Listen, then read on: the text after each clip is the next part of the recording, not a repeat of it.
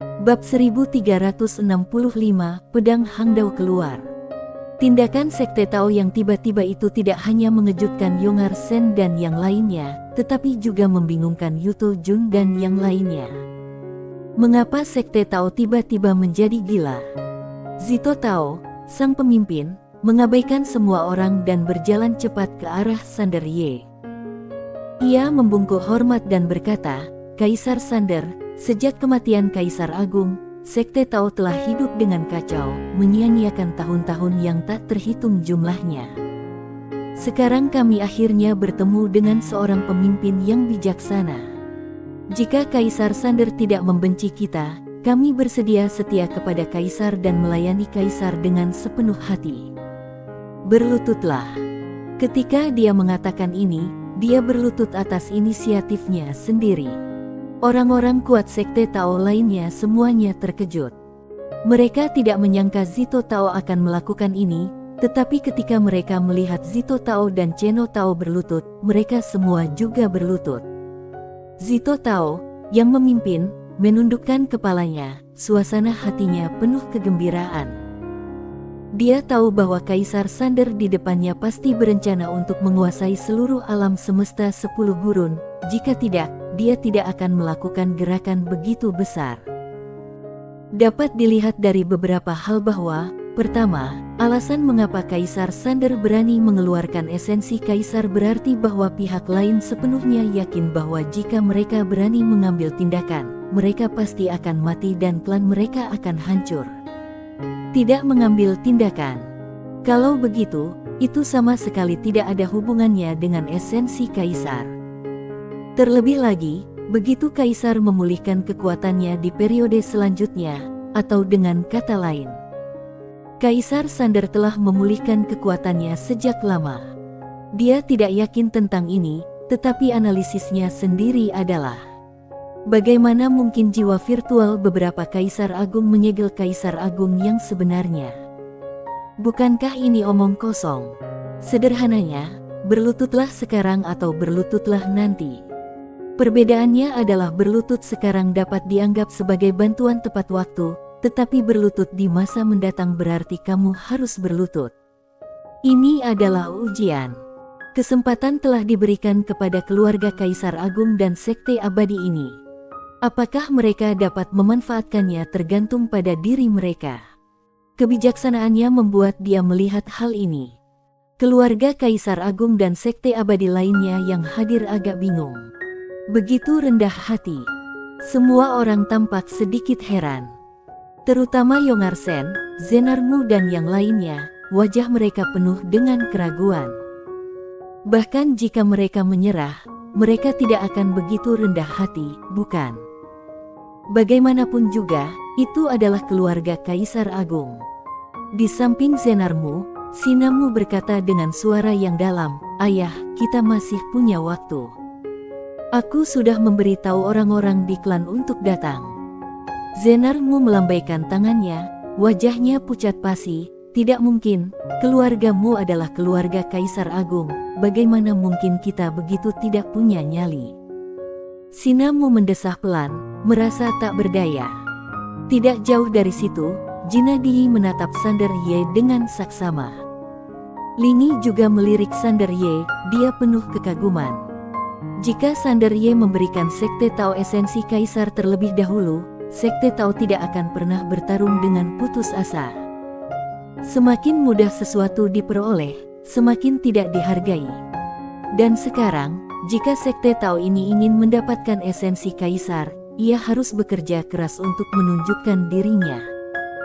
Kejadian ini juga membuatnya sadar bahwa dia tidak boleh berbuat tipu daya atau berbuat jahat di depan Sander Ye.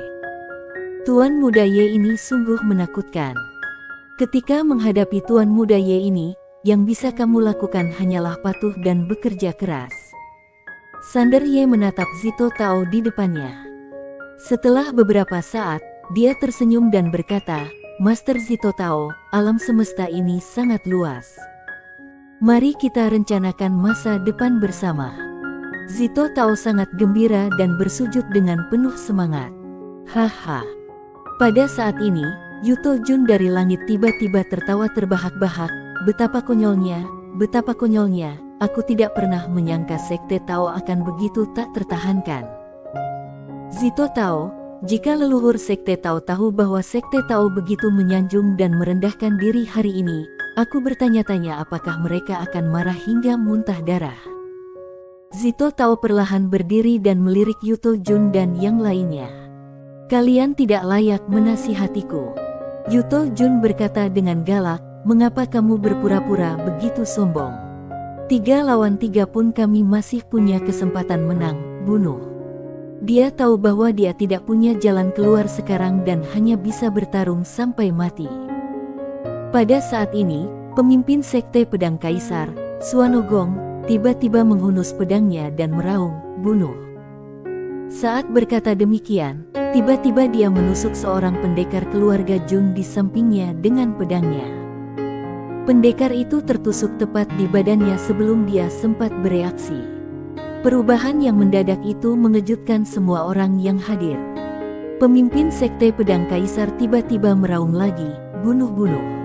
Lindungi kaisar kita. Oh sial. Akhirnya tiba gilirannya untuk tampil.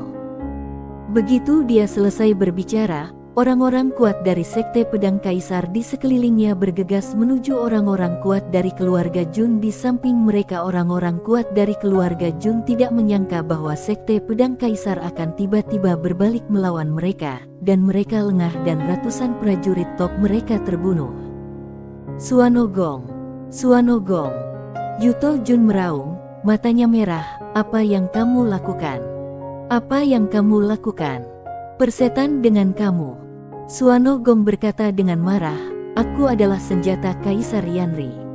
Kalian, para bajingan, berani merencanakan untuk membunuh Kaisar Agung. Kalian benar-benar tidak tahu diri. Bunuh saja. Senjata Kaisar Yanri. Setelah mendengar kata-kata Suanogong, semua orang di lapangan menjadi bingung. Mengapa tiba-tiba berubah? Di bawah, Jinadi perlahan menoleh untuk melihat Sander Ye. Dia menatap Sander Ye dengan tangannya yang sedikit gemetar. Baru pada saat inilah dia mengerti mengapa Sander Ye menyerahkan senjata kaisar. Ternyata, senjata kaisar telah tunduk padanya. Segalanya berada di bawah kendalinya. Jinadi sedikit bingung. Pengkhianatan mendadak sekte pedang kaisar mengejutkan semua orang, dan orang-orang kuat dari klan Jun juga bereaksi cepat dan memulai pertempuran sengit dengan orang-orang kuat sekte pedang kaisar.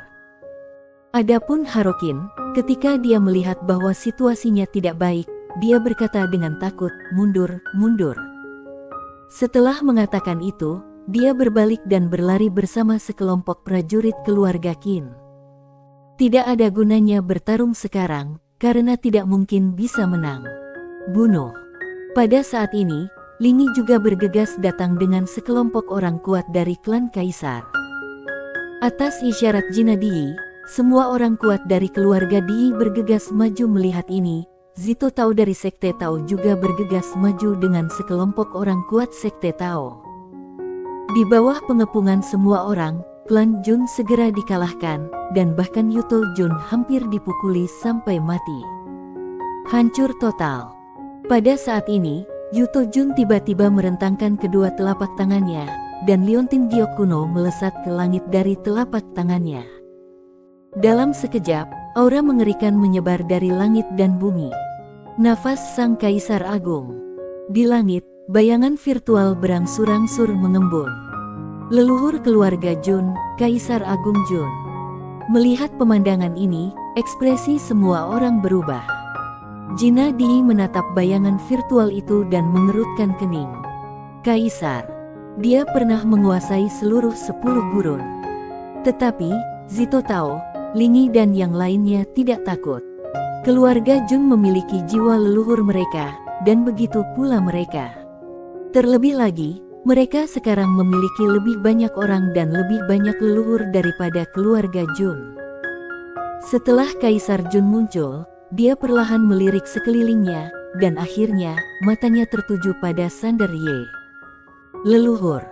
Yuto Jun dan sekelompok anggota klan Jun yang masih kuat berlutut satu demi satu. Kaisar Jun mengabaikan Yuto Jun dan yang lainnya. Dia menatap Sander Ye, tidak tahu apakah Kaisar Sander dapat mengampuni nyawa semua anggota klan Jun. Sander Ye menggelengkan kepalanya, tidak. Kaisar Jun menatapnya. Dalam 600 tahun terakhir di 10 gurun, lebih dari selusin Kaisar Agung telah muncul, dan tidak ada satupun dari mereka yang membantai keluarga Kaisar Agung setelah ia menjadi Kaisar Agung. Jika Kaisar Sander membuat presiden hari ini, maka jika seseorang kemudian menjadi kaisar, bukankah Kaisar Sander akan takut keluarganya akan dibantai? Sander Ye tersenyum dan berkata, sejujurnya, aku tidak terlalu takut. Bantai dia masih sedikit takut, tapi bantai keluarganya. Dia bertepuk tangan sambil mengeluarkan suara, "Papa." Kaisar Jun sedikit mengernyit. Sander Ye tersenyum dan berkata, aku bukan orang yang suka melanggar aturan. Karena Kaisar Jun ingin bersikap masuk akal, maka aku akan memberitahumu sesuatu. Pertama, begitu aku menjadi kaisar, Kaisar Jun bekerja sama dengan kaisar lain untuk menargetkanku. Sejauh yang aku tahu, aku tidak punya dendam terhadap klan Jun, kan? Kedua, setelah aku datang ke 10 gurun, keturunan Kaisar Jun berbondong-bondong menarik orang dari mana-mana untuk berurusan denganku. Kaisar Jun, jika itu kamu, apa yang akan kamu lakukan? Kaisar Jun menoleh dan menatap Yuto Jun yang tampak agak muram. Setelah Kaisar Jun terdiam beberapa saat, dia menatap Sander Ye, Kaisar Sander, masalah ini disebabkan oleh keluarga Junku. Jika Kaisar Sander bersedia melepaskan keluarga Junku, aku akan berutang budi pada Kaisar. Tentu saja, dia sudah melihat situasinya dengan jelas. Dalam situasi saat ini, hidup dan mati keluarga Jun sepenuhnya bergantung pada Kaisar Sander. Tentu saja dia tidak akan cukup bodoh untuk mengatakan sesuatu yang kasar saat ini. Sander Ye menggelengkan kepalanya, tidak. Kaisar Jun sedikit mengernyit, tetapi dia langsung mengerti. Tegakkan otoritas kamu. Kaisar Sander di depannya ingin menggunakan keluarga Jun untuk membangun kekuasaannya. Kaisar Jun tiba-tiba menghilang dari tempatnya, dan dalam sekejap, aura mengerikan tiba-tiba menyerbu ke arah Sander Ye. Tangkap pemimpinnya dahulu. Jika keluarga Jun ingin bertahan hidup hari ini, mereka harus mengendalikan Sander Ye, yang sekarang tidak memiliki kultivasi. Selain itu, dia hanya memiliki satu kesempatan untuk mengambil tindakan, karena begitu keluarga Di, klan Kaisar, dan Sekte Tao memanggil leluhur mereka, dia tidak akan memiliki kesempatan lagi. Tidak seorang pun menduga bahwa Kaisar Jun benar-benar akan mengambil tindakan. Pada saat Kaisar Jun bergerak, Jina Di tiba-tiba menarik Sander Ye ke belakangnya. Tatapan ganas melintas di matanya, dan tubuh serta jiwanya terbakar, karena dia tahu betul bahwa meskipun dia adalah seorang kaisar semu, dia tidak bisa menjadi lawan dari seorang kaisar agung, bahkan jika pihak lain hanyalah jiwa virtual. Di bawah kaisar agung, semua adalah semut. Ini bukan lelucon. Tetapi pada saat ini, dia dan Sander Ye secara aneh muncul di waktu dan ruang yang tidak diketahui. Jina Di merasa ngeri, wilayah Kaisar. Ini adalah wilayah yang dibuka oleh Kaisar Agung sendiri. Di dalam wilayah ini, terdapat prinsip dan hukum Kaisar Agung sendiri, yang dapat secara paksa menekan lawan dan memperoleh kemenangan. Jina Di mengepalkan tangan kanannya dengan kuat dan hendak menyerang, tetapi pada saat ini, suara pedang tiba-tiba terdengar, dan pada detik berikutnya, Kaisar Jun yang berada di kejauhan tertusuk oleh cahaya pedang. Jina Di tertegun di tempatnya, tetapi segera tersadar dan menoleh ke arah Sander Ye, kamu sudah memulihkan kultivasimu. Sander Ye tersenyum tipis, tidak. Sambil berbicara, dia merentangkan kedua telapak tangannya, dan di kejauhan, pedang Hangdao kembali ke tangannya. Wilayah ilusi sang kaisar menghilang dengan kecepatan yang terlihat oleh mata telanjang. Tatapan Kaisar Jun jatuh pada pedang Hangdao di tangan Sander Ye. Dia sedikit bingung, bagaimana mungkin Sander Ye tidak mengambil tindakan apapun. Pedang inilah yang membunuhnya. Awalnya, dia memang melihat pedang Hangdao di tangan Sander Ye, tetapi dia tidak peduli, karena pedang ini bukanlah pedang Kaisar Agung, dan dia tidak merasakan aura pedang ini, sama seperti Sander Ye, tanpa alam, tanpa level. Baru pada saat inilah dia menyadari bahwa pedang ini berada di luar pemahaman jiwa virtualnya. Kaisar Jun menatap Sander Ye sekali lagi, dan tak lama kemudian dia menghilang sepenuhnya. Wilayah Kaisar di medan perang itu dengan cepat runtuh. Sander Ye menatap Jina Di yang menatapnya seperti hantu. Dia tersenyum dan bertanya, "Apa yang kamu lihat?" Jina Di menarik kembali pikirannya, "Apakah pedangmu itu pedang Kaisar Agung?" Sander Ye menggelengkan kepalanya, "Tidak." Jina Di bingung, hanya mendengar Sander Ye berkata dengan serius, "Itu hanya pedang biasa, tetapi pedang itu menjadi lebih kuat karena orang yang menggunakannya. Oleh karena itu, di tanganku, itu adalah pedang dewa yang tak tertandingi yang melampaui Kaisar Agung." Bersambung.